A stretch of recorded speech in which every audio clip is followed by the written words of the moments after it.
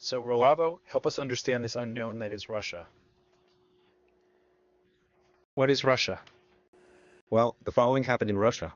They have known for a long time that the communist economy does not work. And within the KGB, they must have discussed this in depth. We cannot give up our power and our scheme. So we have to do something else with the same people and the same power scheme. So what do? We carry out an ideological transfusion, we change discourse, we use other ideological pretexts. So they hire Alexander Dugin there to give another speech. What did Dugin do? He took everything that was American and anti-Western, communism, Nazism, anarchism, exotericism, occultism, Islam, mixed everything and made a speech. So this speech, he appeals to the former communist people. Why? Because it's the same power scheme. And it appeals to a bunch of conservative, Christian, etc. people, because it comes with a conversation about Christian values. But this speech doesn't matter. The speech is just a pretext. What he is doing is restoring the Russian Empire. That's all he wants. The Russian Empire with the same people, with the same KGB as always. So for them to stay in power, anything goes. Now, there are people here who believe, they say that he made laws against homosexuality. And Delia is the man because of that. Now, Russia continues to be the great corrupting factor. We know you read Joseph D. Douglas, who calls himself Red Cocaine, was the Soviet Union who set up the drug trafficking system in Latin America. Since then, it has never stopped growing. When you take everything that is a terrorist movement in the world, you will see the weapons. Where do they come from? From Russia always. So, it is really the old Russia that is fomenting terrorism and subversion throughout the world with little change in ideological discourse. But if you want communist speech, they have it for you too. You want conservative speech, we have it. In the end, it is power. But it's obvious. See, Russia has always been very big.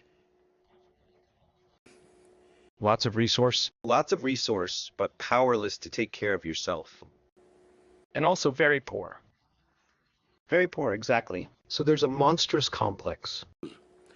So, since the 19th century, Russian intellectuals have all been delirious thinking about the day when Russia will be the great prophetic nation that will dominate the world and will have a divine mission to fulfill. They have thought this has been the case since the 19th century, and they are unable to carry out such divine dismissal. Isn't that similar to the manifest destiny here of the Founding Fathers? Yes, manifest destiny exists. The Americans really did. On the good side. But that's the thing. Think about it. Here you have a republic that was made, by people who didn't want to create anything new.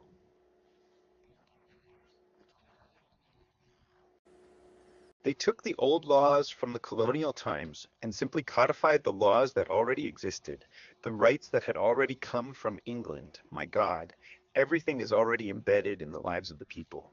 And on the other hand, around you there are a lot of Hispanic and Portuguese republics that are a hell of a mess, where the majority of the population are slaves, where everyone is poor, no one even knows what law is, what a constitution is, who will have hegemony. Speak, of course. Every style manifests, and literally it came true. Not now Russia. Nobody needs a saving message from Russia.